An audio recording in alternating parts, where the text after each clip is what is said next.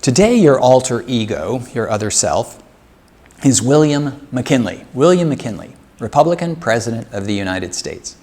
You were elected in 1896, and you have presided over a period of prosperity in the United States and over America's first foreign war since the Civil War. You were a reluctant participant in the war. You had fought in the Civil War. You had been at Antietam, one of the bloodiest battles of the war, the bloodiest battle of the war, in fact, the bloodiest single day in American military history before or since. And as you told your associates, you had been to battle. You had seen the bodies stacked like cordwood, and you hoped never to see it again. But before you became president, a nationalist revolt broke out in Cuba against Spanish colonial authorities. And immediately agitation began in the United States for American intervention in the war. The United States should go to war against Spain to alleviate the suffering of those independence-minded Cubans. There were people in your own administration. Your Assistant Secretary of the Navy, a man named Theodore Roosevelt, was a strong advocate for war. But you suspected that Theodore Roosevelt had more on his mind than simply allaying the suffering of Cubans. Theodore Roosevelt was a bit of a wild card. He was known by his friends for being itching to fight. There was something in Theodore Roosevelt that made him want a war. His friends used to say, Theodore, he wants a war. He doesn't care what war or who it's against. He just wants a war. You don't know this probably because you don't know Theodore Roosevelt that well, but people who did know Roosevelt well thought that it had something to do with the fact that his father had not served in the Union Army during the Civil War. He had been a civilian official of the Lincoln administration, but had not put on the uniform. And for Roosevelt, that was a big deal. Young Roosevelt, the younger Roosevelt, there was something about it where he felt he had to somehow recapture the family honor, demonstrate that the Roosevelt men were brave. They could stand up to enemy fire. Anyway, so Roosevelt is one who's agitating for war. He's a member of your administration, but he's criticizing you for slowness to go to war. Leonard Wood, a friend of Roosevelt, is your personal physician. And Wood comes around fairly often, and you ask him jokingly, so, Leonard, have you and Theodore, referring to Roosevelt, have you declared war yet? And Leonard Wood was not known for his sense of humor. He would say, well, no, Mr. President, we haven't, but we think you should. Well, eventually, you, President McKinley, have become persuaded that the United States needs to take a more active role in what's going on in Cuba. You send a battleship there. The battleship, the Maine, explodes under mysterious circumstances shortly after reaching Cuban waters. And then the pressure for war becomes intense. And finally, you can't resist it anymore, and you ask Congress for a declaration of war, and Congress obliges. The United States is at war with Spain, and you think that the war is primarily about what is going on in Cuba, but people like Theodore Roosevelt and some other members of the Republican Party, they think that the war is as much about Spanish possessions in other parts of the world. You're a bit surprised to discover that the first victory of American arms is not in Cuba. In fact, while the Army is still preparing to go to Cuba, you learn of an American naval victory in the Philippines.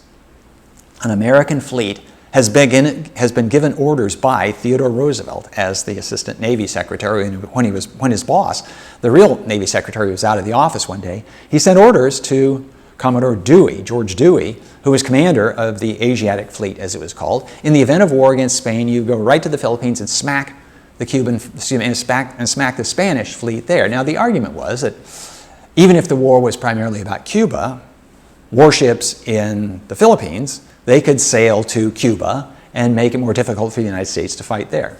But Roosevelt and some of his like thinkers in that wing of the Republican Party, they thought, you know what? Maybe as a result of this war, we can liberate the Philippines from Spanish control. The Philippines, we're a Spanish colony then, we can liberate the Philippines from Spanish control and take them under American control. So Theodore Roosevelt and other expansionist-minded people, sometimes they didn't usually call themselves imperialists, but they were called imperialists by others, and this was a great age of empire when the big, powerful countries of Europe were grabbing colonies all around the world in Africa and Asia, and the United States wasn't, and people like Theodore Roosevelt thought the United States would be left behind in the competition for colonies unless the United States acted swiftly. So part of Roosevelt's thinking in sending Dewey to the Philippines was precisely to gain control of the Philippines for the United States. The Philippines would be a nice jumping off point for American influence in China and in what was called the China market. The 1890s had witnessed the worst depression in American economic history. A depression is when there is not sufficient demand for all that Americans' factories, mines, farms could produce.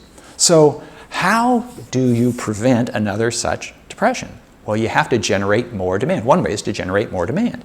And that demand could come from China. So there are hundreds of millions of people in China, and if we could sell them American stuff, then that would prevent a future depression. But we're going to have to get a foothold in China first, and the Philippines is a good jumping off point for China, being pretty close to China.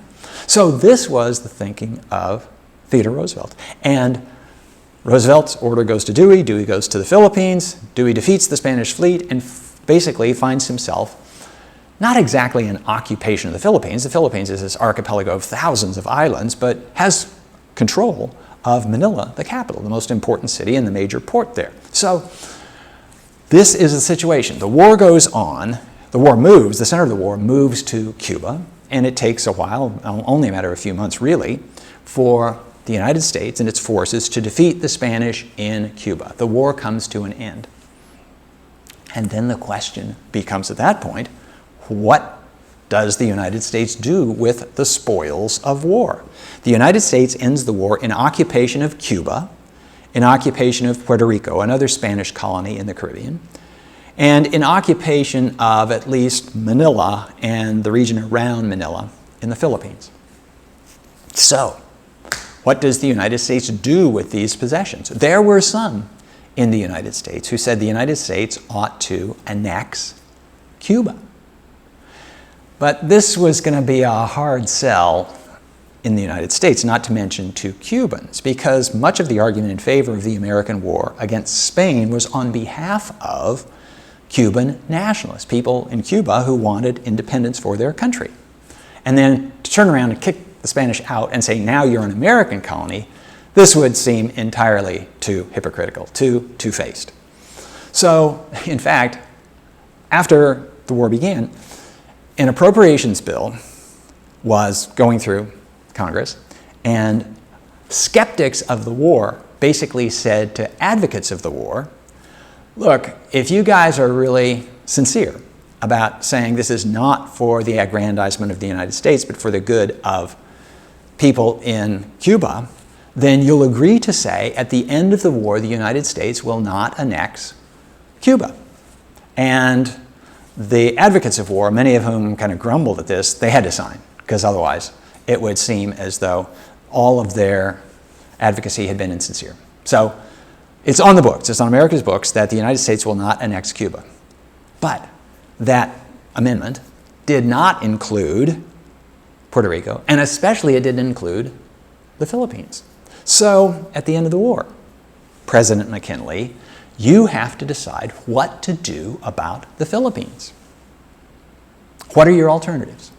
Well, alternative one is to give the Philippines to the Filipinos. Just as there had been an independence movement in Cuba, there had been an independence movement in the Philippines. And so the United States could say, okay, we kicked the Spanish out, now the Philippines are for you. Filipinos, you run your own country. There you go. And this would seem to be in keeping in the American tradition, going all the way back to the American Revolution, of supporting independence movements, supporting nationalist movements, supporting self-government. So that's one option. Another option, the option that was essentially adopted regarding Cuba, is the United States could Well, sort of grant independence to the Philippines, but not leave the Philippines. To declare what in those days was called a protectorate.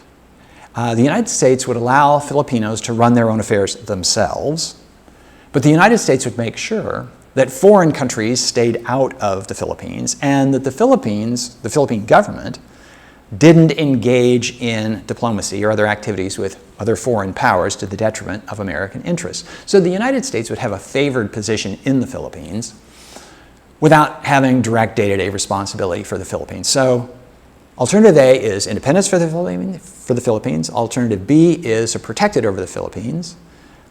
Alternative C is the United States would simply annex the Philippines as a colony. The Philippines would become an American colony, and America would take control of the Philippines and responsibility for the Philippines. So these are the alternatives facing you, President McKinley. What do you do? Well, the first thing McKinley did, according to his own testimony, was to talk to people, talk to his advisors. What do you think about this? And they gave him various options. Okay, so what's going to happen if the United States grants independence to the Philippines? Well, the bottom line of the advice that he was given was that the Philippines would probably not remain independent for long. The Philippines did not have a government yet. It didn't have an army. It didn't have a navy. It couldn't defend itself against other predatory powers. It had not been able to achieve its independence from Spain on its own, and Spain was a really declining power militarily and navally. But there were other powers, Britain, France, Germany, Japan, especially Germany and Japan, maybe even Britain, who were on the lookout for new locations in that part of the world. So the United States might say to the Filipinos, okay, you're independent. But unless the United States was willing to defend the Filipinos against these other countries, the near-term result would very likely be that instead of the Philippines being America's responsibility, they would become a Japanese possession. So the Japanese had, in effect, annexed Korea just a few years before this, and boy, they'd probably be glad to snap up the Philippines. And the Germans might do something similar. The Germans were on the prowl for colonies. So independence might sound good, but independence is not going to stay independence for the Filipinos in any kind of practical way for very long. A protectorate, this is going to incur many of the costs of American control of the Philippines without many of the benefits. So the United States is responsible for defending the Philippines against the Japanese, for example, or against the Germans. And so it would have to pay for the ships and the troops and all this stuff. But the United States would not be in any position to kind of claim resources from the Philippines. The United States would have to deal with the Philippine government as this separate entity, this independent entity. So it was going to be a costly undertaking, and there didn't seem to be much to get back from it. So these are the downsides of independence and a protectorate as McKinley sees them. So it left, most likely, the third option, to make the Philippines into an American colony. Now, the American colony, as an American colony, the Philippines wouldn't necessarily be an American colony forever. In fact, there was one line of thinking, a persuasive line of thinking, that said that the real obligation of the United States is to prepare the Philippines for independence. It took Americans hundreds of years to get ready for independence. They were planted as English colonies in the early 1600s. It wasn't until the end of the 1700s that America gained independence. Now, everyone hoped it wouldn't take that long for the Philippines to be prepared for independence, but almost nobody thought it could happen effectively overnight. At least this is what McKinley is telling himself.